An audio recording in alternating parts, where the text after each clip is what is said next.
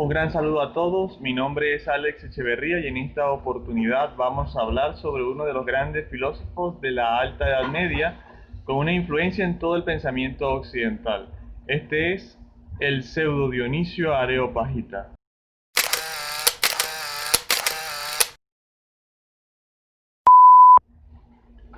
Dentro de la historia de la filosofía medieval existen grandes filósofos que siempre aparecen en nuestros manuales de filosofía y de historia, como San Buenaventura, Santo Tomás de Aquino, Escoto de Eriúgena, entre otros. Sin embargo, el autor del que vamos a hablar hoy es mucho más anónimo, y de hecho él mismo suscribía sus cartas con un seudónimo, como Dionisio Areopagita, uno de los intelectuales griegos del capítulo 17 de los Hechos de los Apóstoles, en donde San Pablo predica en el barrio griego del Areópago. Y así este autor quería simbolizar uno de los grandes encuentros dentro de la historia de la filosofía entre el cristianismo y la filosofía griega. Lo del pseudo Dionisio, esa palabra pseudo entonces tiene su historia en que al principio de la recepción de sus escritos en la Alta Edad Media se pensó que este autor era el Dionisio Areopagita que aparece en el capítulo 17 de los Hechos de los Apóstoles. Sin embargo, luego se ha podido comprobar que esto no era así, sino que el autor que escribía los libros de Divinis Nominibus, Teología Mística y las cartas de Dionisio Areopagita, en realidad se trataba de un neoplatónico influido por Proclo y por Plotino, que por lo tanto tendría que situarse posterior al siglo IV, por lo que estudios han revelado que este autor era entonces oriundo de Siria y pertenecía al siglo VI de nuestra era. La confusión se daba especialmente debido a algunas afirmaciones de San Máximo el Confesor y algunas glosas que estaban en los escritos de este autor, por lo que se pensó al principio que en realidad se trataba de uno de los discípulos de San Pablo del capítulo 17 de los Hechos de los Apóstoles, y por lo que al principio de la recepción de esta obra en la Alta Edad Media se le atribuyó mucha autoridad y mucha importancia a sus escritos al ser un autor que prácticamente tenía una cercanía histórica con la Iglesia naciente. Sin embargo, luego se ha podido conocer que en realidad casi nada se sabe de la verdadera vida del autor de Teología Mística y de Divinis Nominibus. En cambio, se han dado diversas hipótesis por las que se piensa que este autor utilizó como el seudónimo Dionisio Areopagita. La primera sería para dar a sus escritos una autoridad casi apostólica. Sin embargo, Benedicto XVI, en su alocución en la audiencia general el 14 de mayo del 2008, descartó esta posibilidad, decantándose más bien por la humildad del Areopagita, que no utilizó su nombre para no recibir fama por sus escritos, y también para simbolizar el encuentro del pensamiento griego y la filosofía griega con el pensamiento cristiano, que va a tener un significado muy especial dentro de las obras de este autor. En Occidente, pseudo Dionisio Areopagita empezó a tener una importancia muy fuerte luego de que Eurígena en el siglo IX tradujera sus obras del griego, texto original, al latín. Allí es en donde estas obras van a empezar a estudiarse en las escuelas catedralicias y luego en las universidades del primer milenio. Es normal pensar que la influencia de la Areopagita tenía como un encuentro o un depósito muy especial dentro de la tradición franciscana neoplatónica que se halla en los escritos, por ejemplo, de San Buenaventura. Sin embargo, la influencia de la Areopagita es mucho más, debido a que, como muchos autores sostienen, entre ellos el presbítero doctor Ignacio Andereghe, el Areopagita es citado muchísimas veces, por ejemplo, en los escritos de Santo Tomás de Aquino. Por lo tanto, la influencia de este autor se desplaza hacia toda la filosofía escolástica después del siglo XIII a través de los escritos de Santo Tomás y de su gran influencia dentro de la filosofía occidental.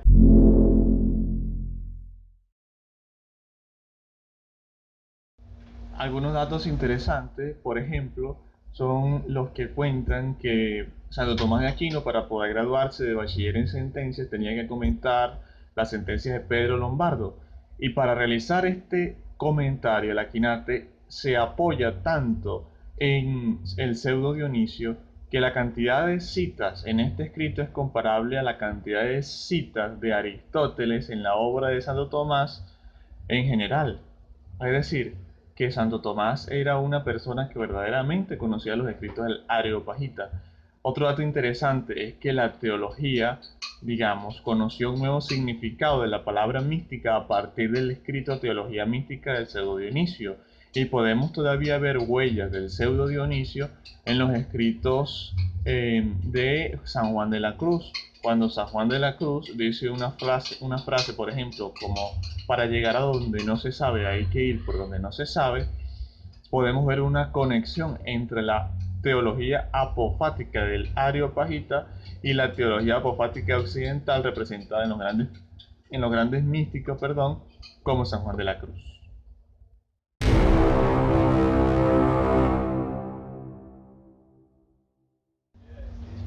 Repasemos ahora algunos aspectos del pensamiento de nuestro autor, el pseudo Dionisio Areopagita. Para poder conocer el carácter de este autor hay que leer un comentario, una glosa de la carta séptima, en donde dice textualmente: jamás he disputado contra los que están en el error, persuadido de que el único medio seguro de destruirlo es la exposición de una verdad irrefutable. Para poder encontrar sentido total a esta frase hay que situarnos en el contexto histórico, donde el ánimo en la iglesia en general estaba verdaderamente, encendido, debido, a el concilio de Calcedonia, y habían ya una tradición de autores cristianos que se habían dedicado a la refutación de los errores o de las herejías. En cambio, el pseudo Dionisio utiliza un nuevo método y dice que el mejor método para refutar el error es la exposición, tranquila, de una verdad irrefutable. Entonces el error desaparecerá y no podrá encontrarse ninguna arista para discutir allí donde la verdad brilla con luz propia. Las obras más importantes del pseudo Dionisio, como lo decíamos, son De Divinis Nominibus, que se traduce en el español como acerca de los nombres de Dios, y que trata uno de los temas más importantes a la hora de hacer teología,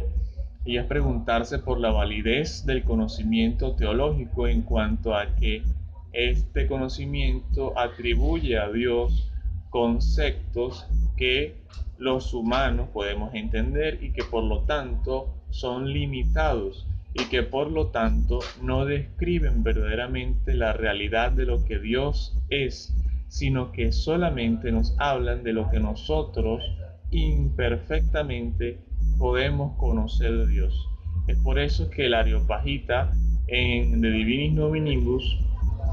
traza este esquema para poder plantearse si en realidad el conocimiento humano acerca del Dios es válido. Y es una pregunta que recorre también toda la filosofía occidental y que luego se resolverá en la teología occidental con la analogía. Sin embargo, el pseudo Dionisio cree que este es un método muy imperfecto, y es por eso que en su obra La Teología Mística nos introduce al método apofático, es decir, al método de la negación, en donde mejor podemos conocer a Dios a través de lo que no es. Esto es debido a la limitación del pensamiento humano, de la palabra humana y de los conceptos humanos, que no pueden ser entonces atribuibles simétricamente a Dios. Para el Areopagita, la creación es una epifanía, una manifestación de la grandeza y del bien de Dios, y las cosas son por participación en el ser de Dios, Por lo tanto, todo lo que tiene ser es intrínsecamente bueno y por lo tanto el mal no es más que una ausencia de ser. Esto nos lleva a decir que si bien Dios tolera el mal y lo permite, Dios no es la causa del mal. Al contrario, Dios sería el remedio. El ser sería el remedio para el mal. Dionisio sigue la tradición platónica y atribuye a Dios el nombre de uno. Él dice que este es el mejor nombre para poder describir la esencia de Dios. Y esto, sin embargo, planteándose las limitaciones del lenguaje humano. Dionisio también dice que el ser es la primera participación de Dios y la condición de participación de todas las demás participaciones o perfecciones de Dios, debido a que las cosas creadas manifiestan al Creador, idea que tiene una gran resonancia en toda la tradición de teológica católica que llega hasta los escritos de Wittgenstein y hasta los más, digamos, conocidos escritos de los místicos cristianos. Pues entonces se podrá conocer algo de Dios a través del conocimiento de la bondad de las criaturas. ¿Por qué? Ya que las criaturas tienen su causa en Dios, podremos conocer a Dios como causa de las cosas y también podremos conocer a Dios porque las cosas encierran, aunque sea mínimamente, una pequeñísima parte de la bondad del Creador. Es por eso que Dionisio acepta, digamos, este método que sería un método afirmativo acerca de la esencia de Dios. Sin embargo, cree que es realmente muy imperfecto. Es por eso que en la teología mística luego se dedica a fundamentar el método apofático como, digamos, la perfecta ignorancia de lo que no es Dios y que nos lleva, por lo tanto, a adentrarnos un poco más en el gran misterio de lo divino. Dionisio sostiene que la esencia divina es inefable, es incognoscible, por dos razones. Una, porque los seres humanos con nuestra limitación ni siquiera podemos conocer la esencia de las cosas finitas. Digamos que esa es una causa que no nos permite adentrarnos en los misterios de lo que son las cosas en general. Pero ahora no solamente se va a tratar por una causa o por un defecto o por una limitación en el conocimiento humano, sino que también se trata de que al ser Dios un ser infinito, pues entonces la sobreabundancia de esencia es lo que no nos permite por fin conocer la esencia de Dios. Es por eso que hay dos razones hay dos fundamentos para el método apofático del teólogo místico del siglo VI. En este autor se puede decir que hay una superioridad de la mistagogía sobre la teología. Una de las frases interesantes que se le atribuyen al pseudo Dionisio es que se le dice que él es un mistagogo, es decir, que por encima del conocimiento conceptual teológico acerca de quién es Dios, el pseudo Dionisio quiere introducir al iniciado en el conocimiento de Dios en el sentido de ser en Dios hacia Dios, es decir, un conocimiento por la experiencia que tiene la acción de Dios en el alma humana y que por lo tanto cambia y transforma y que nos permite de alguna manera un conocimiento experiencial de Dios,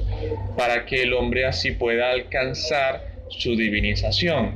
Pero esta divinización no es al modo de la divinización satánica, el ser como Dios sin Dios, sino el ser en Dios hacia Dios, como veníamos diciendo. Otra de las características importantes de la teología del pseudo Dionisio es que propone la belleza como una característica propia del ser de Dios y que por lo tanto todos los demás seres, incluso a nivel metafísico, participarían también de esta belleza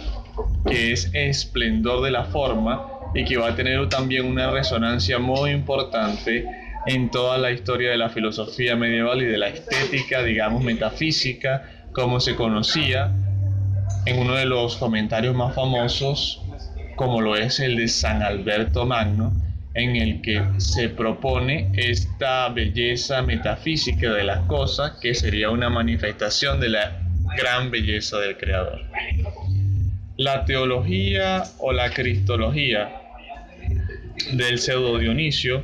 utiliza una de las categorías neoplatónicas y las reinterpreta al modo cristiano, y esta es la categoría de teurgia,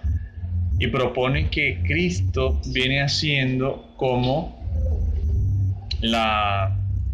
el teurgo de Dios, es decir, la acción de Dios que hace regresar al hombre a sus orígenes. Este concepto lo toma el Areopagita del neoplatonismo tardío, que había convertido la filosofía casi en una religión y que proponía que los iniciados en el neoplatonismo tenían que realizar ciertos ritos para poder adquirir un conocimiento profundo. En cambio, el pseudo Dioniso cree que Cristo es como una acción de Dios, un rito de Dios que devuelve por fin al hombre a su origen, es decir, hacia sí mismo, en este caso, Dios. Es uno de los, digamos, de las innovaciones más interesantes del pseudo Dionisio, el de considerar a Cristo como esta acción de Dios que nos devuelve hacia el origen de nuestra existencia y que por lo tanto nos permite plenitud de vida y de conocimiento.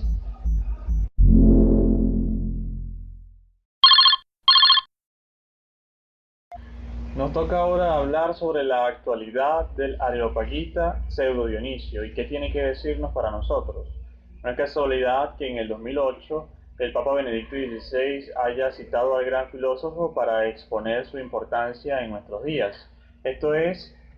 porque Benedicto XVI veía a este autor como uno de los grandes mediadores de nuestros tiempos para poder llevar el cristianismo a estas culturas, por ejemplo, la cultura asiática, que tiene también muchísimos dioses y que también intenta llegar a Dios a través de las negaciones. Es así como a través de la experiencia del no, el Areopagita pseudo Dionisio puede ayudarnos a poder evangelizar las culturas asiáticas y así poder llevar el mensaje de Cristo a este continente. También nos permite de nuevo encontrarnos con el esplendor de la verdad que nos sobrepasa y que tumba cualquier error y que sana cualquier herida cuando brilla con luz propia. El tremendo respeto por la verdad del Areopagita es también una enseñanza que su filosofía tiene que darnos en nuestros tiempos. Es por eso que no debemos de abandonar su lectura y que debemos profundizar en el conocimiento y en los escritos de este autor, que sin duda es una de las fuentes de la cultura occidental. Muchas gracias.